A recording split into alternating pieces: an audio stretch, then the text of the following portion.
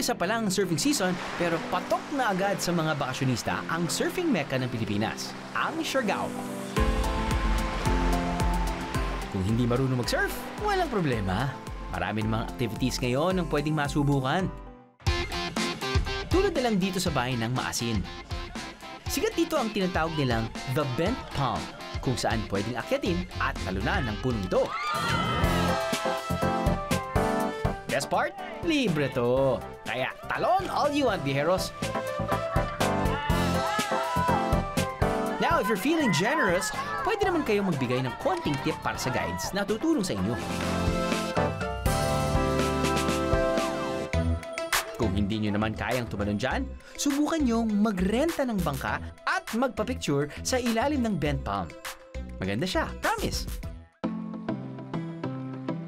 Para raw masulit nyo ang boat rental na 1,600 pesos, good for 6 persons, pwede kayong dalhin ng mga bangkero sa isang secret lagoon. Meron lang silang environmental fee na 50 pesos kada biyahero.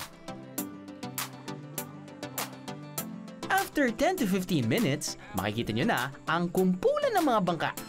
Ibig sabihin, narating nyo na ang lagoon.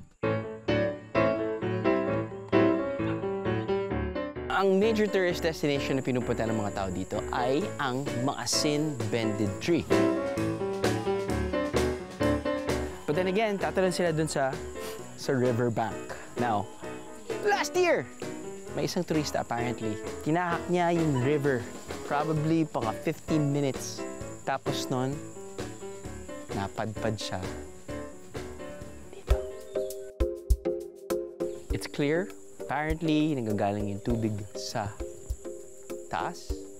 So, it's fresh water. Yung mga tao dito, umiinom daw. Para sa mga taga dito, normal na raw nilang nakikita ang lagoon na to.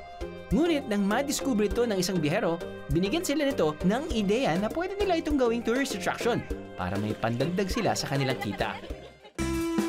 Hindi na-discover itong small secret lagoon, edi hindi magkakaroon ng trabaho yung mga tao dito.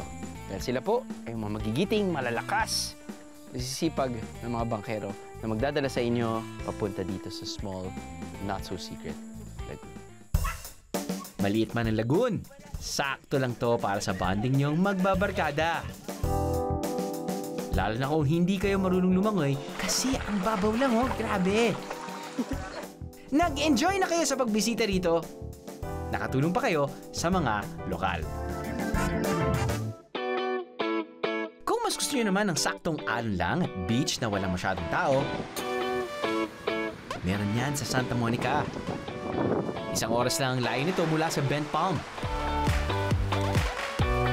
Ito ang Alegria Beach.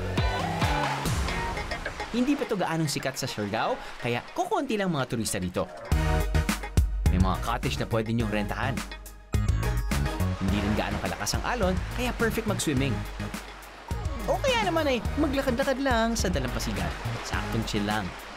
Malinis at tahimik na beach. Kaya sa pagbisita nyo rito, keep in mind na ganito rin nyo dapat ito iwanan. Okay? Good.